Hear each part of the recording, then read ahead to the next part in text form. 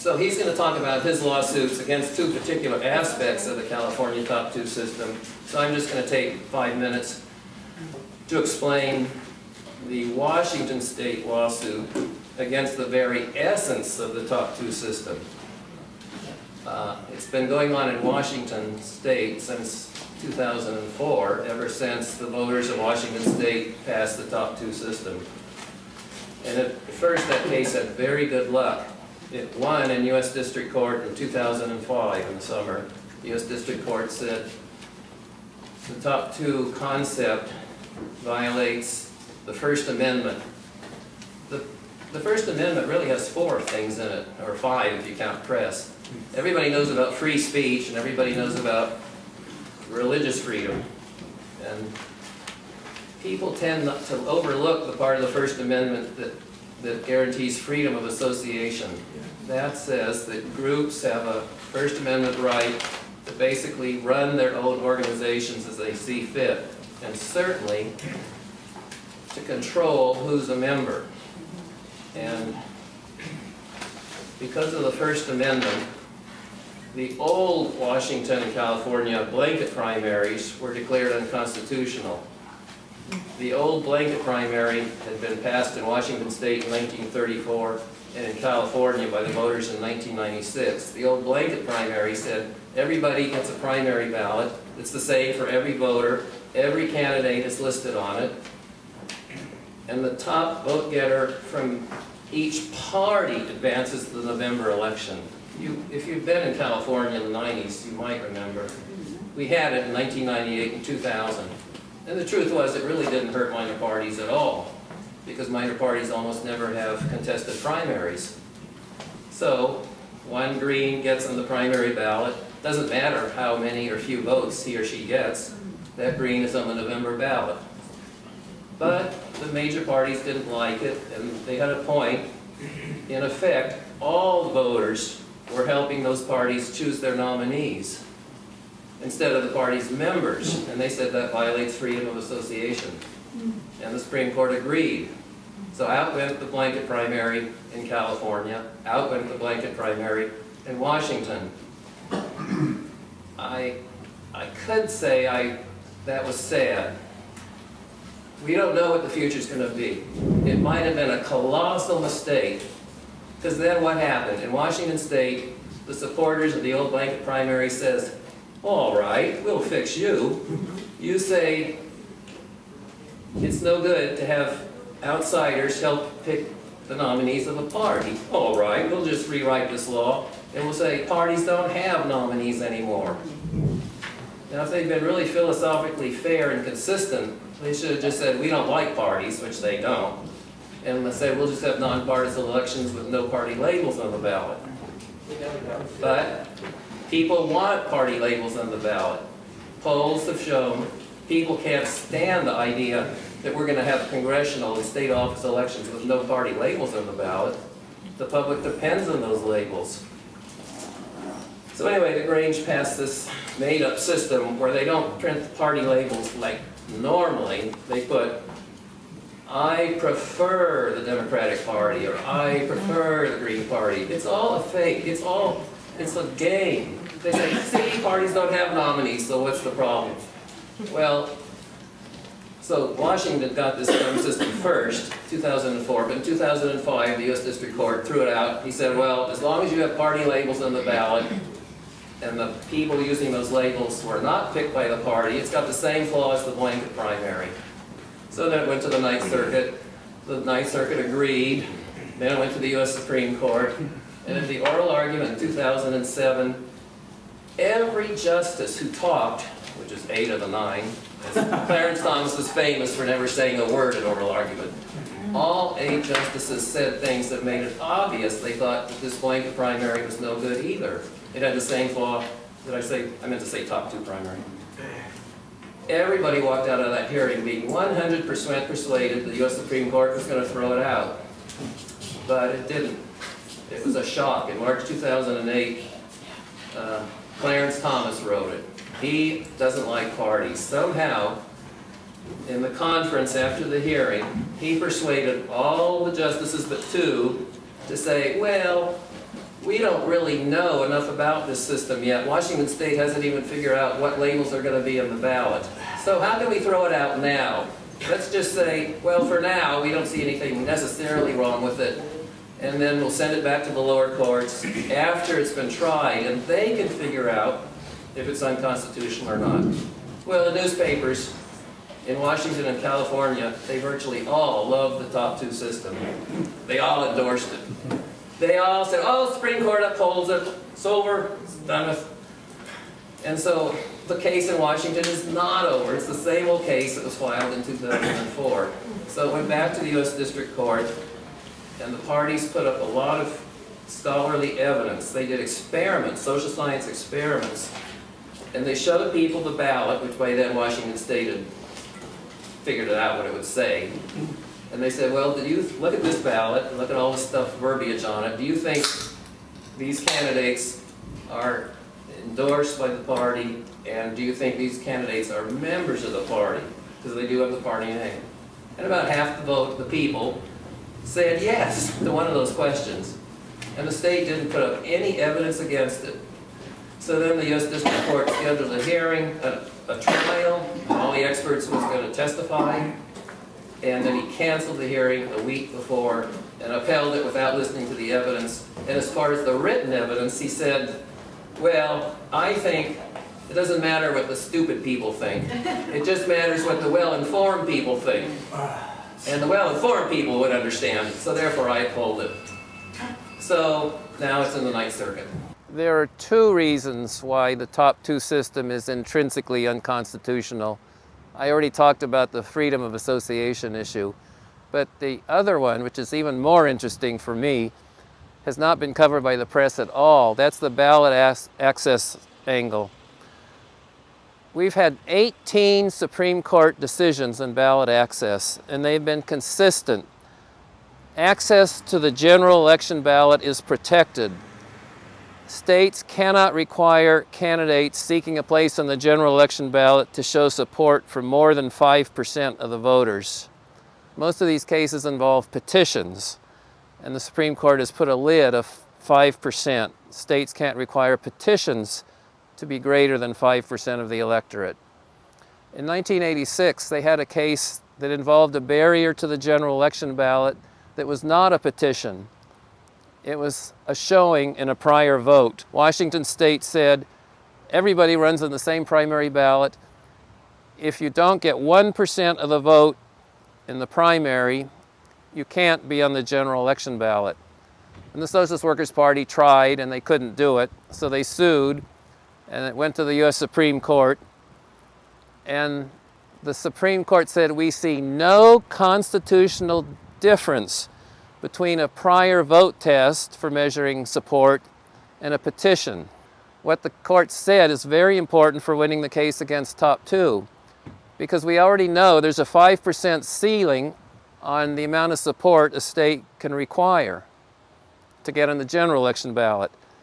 Now, what does top two do? In effect, it says you have to show 30% support to run in the general election. Now, where am I getting 30%? It just turns out, if you look at all the election returns, the typical person who comes in second averages 30% of the vote.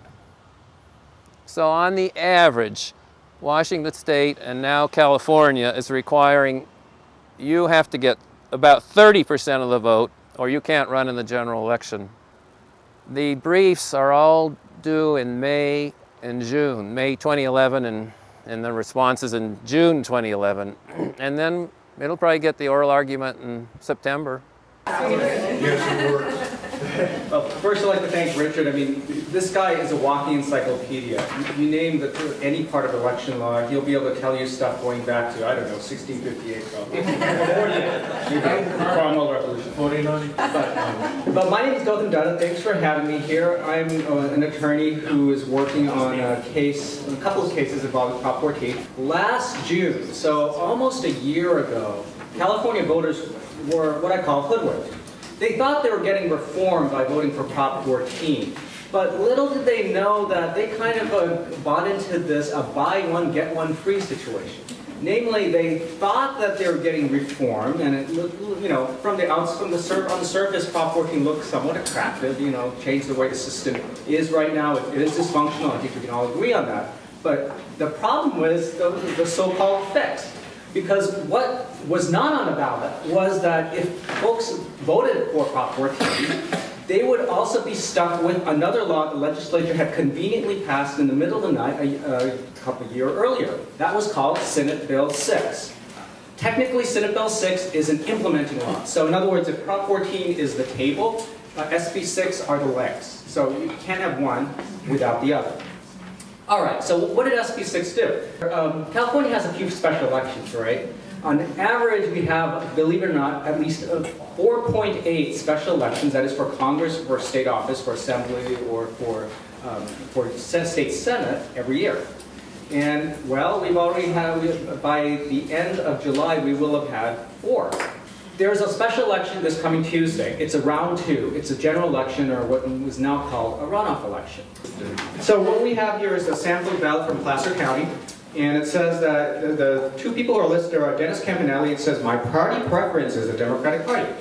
And number 2, it says, Beth Gaines, my party preference is the Republican Party. Finally, there is a slot that says write-in, right? Okay, so, you know, what does it look like? Do you think you can vote for write-in here? No, you can't. No, you can write it in. Write-in. Oh, some of you know the answer. Won't be counted. Too well informed. What is this? Anyway, so that's one of the big problems here. Seriously, if I were to write in the name of, I don't know, Richard Winger or someone. Let's see. Let's put it in spoil. Well, okay. Let's pretend Richard Winger was written in here, okay? Because we're the Green Party, and you know you want to make sure that we don't waste paper and kill trees. So, if we wrote in Richard Winger here, what would happen? Nothing. Wastebasket. Yeah, unfortunately that's true. I mean, this vote would not be counted. That is the new law that we have right now. A lot of people want alternatives. For example, it's not even a party thing. Look up in Alaska. Lisa Murkowski last year lost the Republican primary in 2010. But what happened? She ran as a write-in candidate without a party label and won. She was reelected in 2010. Or, you know, look closer to home, Tom Amiano. About a decade back, he ran for mayor, and a little more than a decade back, he ran for mayor again, and what happened was that he finished second to Willie Brown. So he made it to the runoff as a write-in candidate. Or look further south. I used to live in LA myself, in Long Beach. You had a former Long Beach councilwoman by the name of Tanya Reyes Uranga. She was running for a 3rd term, and then a quirk in Long Beach, if you want to run for anything past the 2nd term, you have to run as a write-in candidate in the 1st round, and if you make it, then you get to be on the ballot in the 2nd round. Well, she made it on the ballot as a write-in candidate. She didn't win, but she made it to round 2 as a write-in candidate. This is not some abstraction of people voting for Mickey Mouse or Donald Duck. It's serious stuff. People want options on the ballot. Now, one thing I want to make clear, it's okay to ban write-in voting. What I mean by that is, it's okay under state law to get rid of that write-in slot. So basically, I can't even pretend you cover up this write-in part. That's a law, because essentially the rules are clear. You know, you can only have 2 choices. I personally don't like it, but that's, you know, sometimes what's legal may not be what you like, obviously. So that's one thing that the state could have done, but no, they got too cute by half. They basically wanted to have their cake and eat it too. They wanted to tell the voters that they weren't getting rid of write-in voting. So what do? They don't, yeah, you're right, they didn't get rid of write-in voting, they just got rid of the value of your vote. They just disenfranchised you. So Senate Bill 6 has 2 things, a good segue. One is, you know, basically it has a whole bunch of provisions. It basically is the infrastructure or the building blocks for Prop 14, because Prop 14 lists a bunch of principles, so SB 6 gives you the dirty nitty-gritty. So the 2 part, you know, Richard's already talked about Prop 14 indirectly. It's basically Washington's top 2 system with the 2 changes I'm talking about here. So the big picture is this. Basically, you get rid of party primaries. Everybody runs in a jungle primary against each other in June, in a June election. And then the top 2, regardless of party, go on to the general or so-called runoff election in November. So that's the big framework that Prop 14 set up. But the catch is that there are a few details that weren't on the ballot that SB 6 had. These, mind you, are not in the Washington state system. This is California specific. And those are the only things that we are concentrating on in our lawsuit. What we're talking about are two things. One is the right to cast a write-in ballot and have it counted. That's number one. Number two is the right of candidates from smaller parties to be able to say on the ballot what they stand for. So that's the second piece of our lawsuit. So a few of you may know Mike Chamist. He has been a two-time, he's from LA and Venice, and he's a two-time candidate now for the state Senate District 28. There was a special election just a couple months back. And more recently for an upcoming election in Congressional District 36. That is the seat that was once held by Jane Harman. Until January 1st, for over 100 years, California candidates who were from smaller parties were allowed, that is, not Democratic, not Republican, not one of the 6 ballot qualifiers, they were allowed to say that they were, quote, independent.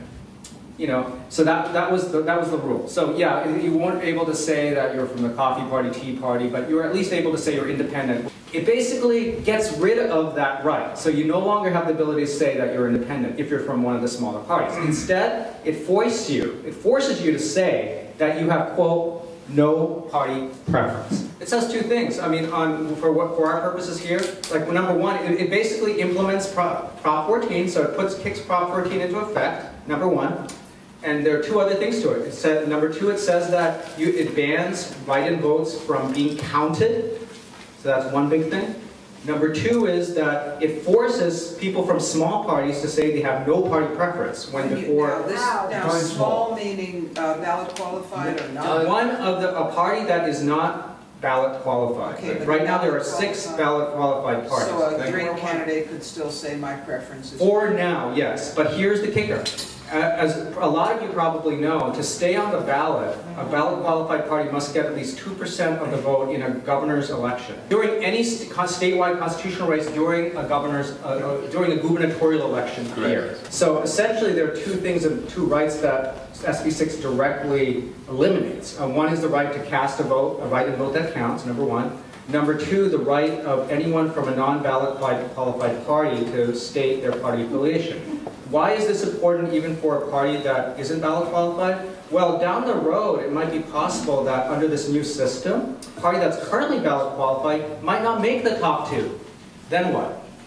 Well, the next gubernatorial election year is 2014, right? So if a party such as Green, Libertarian, Peace, Freedom, whatever have you, if none of its candidates in that year, in a statewide election, make it to the general election, then unless you can get a lot of signatures, that party will be kicked off the ballot. So this is no real abstract issue, number one. Number two, I think we should all care about the rights of candidates who aren't, quote, mainstream, that don't have, the status, don't have the powers that be behind them. I think it's really important that no one's voice, I for one think it's important that no one's voice be silenced. So that's the situation that we have here, these two issues. Now, what happens if our lawsuit prevails?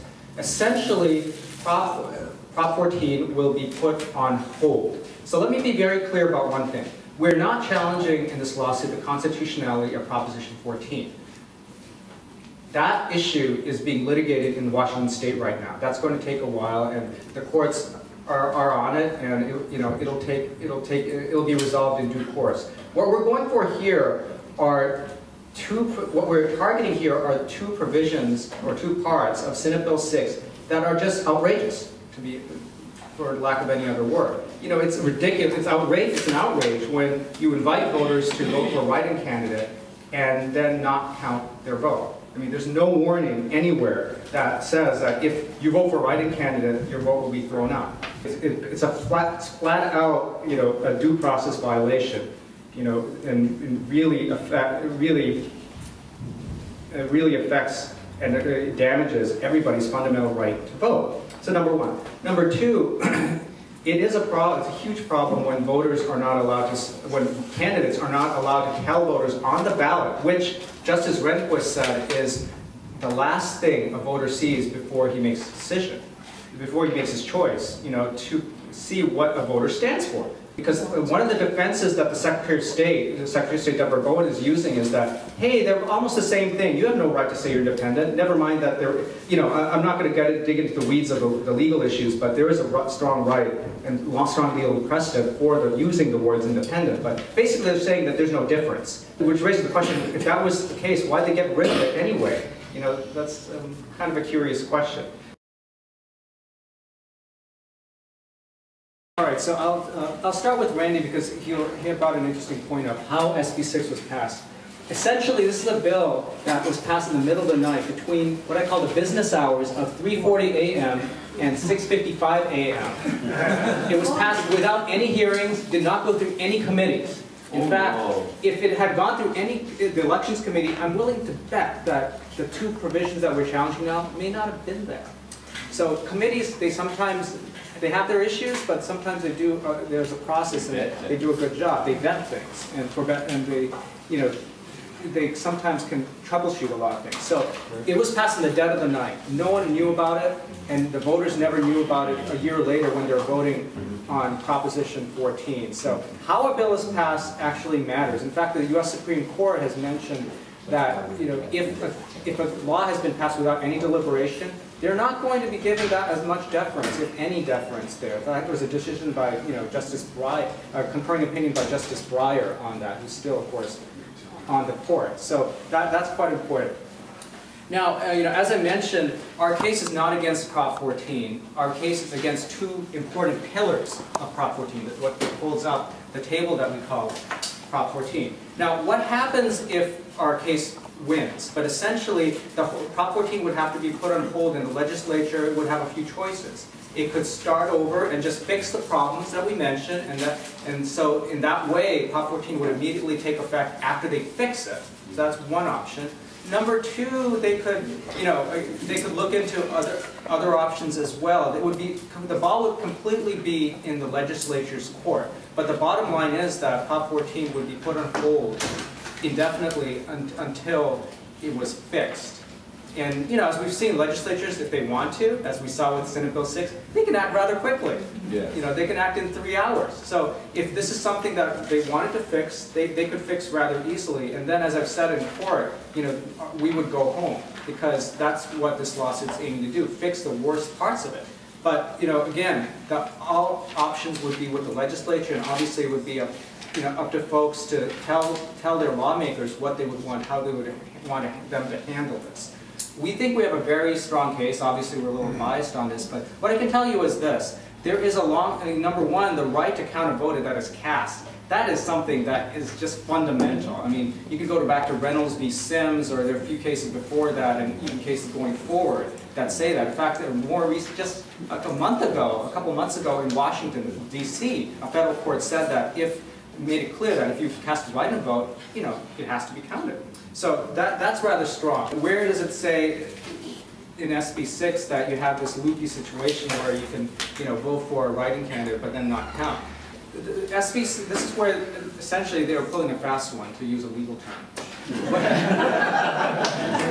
What they're doing is this. I mean, the current election law, the current elections code says that voters have a right to cast a write-in ballot in every single state and federal election, period. Senate Bill 6 did not change that. It did not amend that. In fact, it made 60 amendments to the elections code, but it didn't touch that. So that's point one. Point two is that Senate Bill 6 also passed a new part of the law, a new addition to the elections code, section 8606. It basically says, to paraphrase, any vote that is cast for a write-in candidate shall not be counted. I think it's rather clear what that's saying. You're allowed to vote for a write-in candidate, but if you do, sorry, you're out of luck. The vote hits the wastebasket, or hopefully the recycling bin. The other is, okay, why should I care about this? Why should I care about the rights of someone who isn't from a ballot qualified party? The answer is simple. This is about free speech. It's about the First Amendment. You know, if I'm from the coffee party, the tea party, you know, at one point, I think in Poland now, even now, there's a beer drinkers party. You know, if I'm from any party, even if it's small one, I have a right to say what I believe in. Now, the state doesn't, it's not an unlimited right. Like, you know, 24 states allow you to say exactly, like in Washington, like what party you're from. You know, whether it be some small parties, it could be, you know, tea party, coffee party, beer drinker, or whatever. In Washington, for example, as long as you say what you stand for in 16 characters or less and it's not obscene, they'll let you say it. But at least they let you say that. But not so in the state of California, in the Bear Flag Republic. You know, here, the new rule is that you no longer get to even say you're independent. You know, that was the old rule. Like, in fact, you had a candidate by the last name of Iglesias in this congressional election from Orange County just last November, who ran as an independent. That's out the window now. Now everyone's going to have to say, if they don't want to be with one of the ballot qualified parties, that they have, quote, no party preference. That's just an outright lie. People stand for something. No party preference means you stand for nothing. And that's why that's fundamentally wrong and unconstitutional. It's a serious legal issue, and one that the Ninth Circuit actually has talked about already. I mean, they actually have said explicitly in a previous case from 2002. Actually, it's from my city of Santa Monica originally. It's Rubin versus Santa Monica. There they talked about a case from Ohio and basically mentioned that, you know, if the Democrats are allowed to say what party they're from, if Republicans are allowed to say what party you're from, then certainly there is a right for a candidate to say that they are, quote, independent. So we are pretty confident that the Ninth Circuit would agree with us. The legal precedent is rather strong.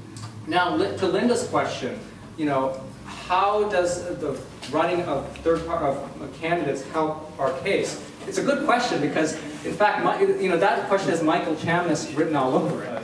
As Richard mentioned before, with the top two litigation, the U.S. Supreme Court is now taking constitutional challenges. How shall we put it? Like, they're basically trying to make constitutional challenges a little harder to bring. Let's put it that way. Because what they're saying is, look, it's not enough to tell us that this law is horrible. Prove it to us. So how do you prove it? Well, you gotta run candidates, and they've gotta suffer constitutional harm. And then you go to the court and say, look, you don't have to guess anymore about what this law is gonna do. Here's what happened.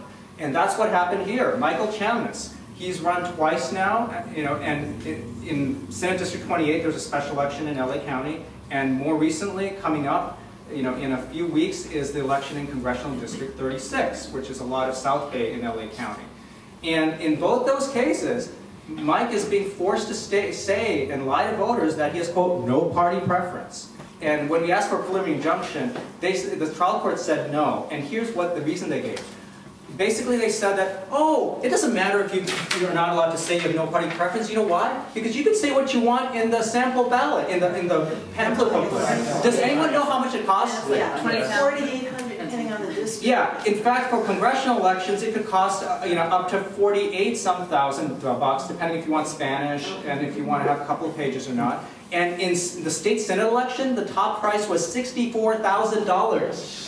Now, is that an option? You know, free speech at costing $64,000? You know, again, I think the Ninth Circuit may have a different take on that. Again, our case is not about, you know, the challenging Prop 14, the idea. It's about challenging two parts that are of the implementing law, Senate Bill 6, that are just outrageous. Thank you.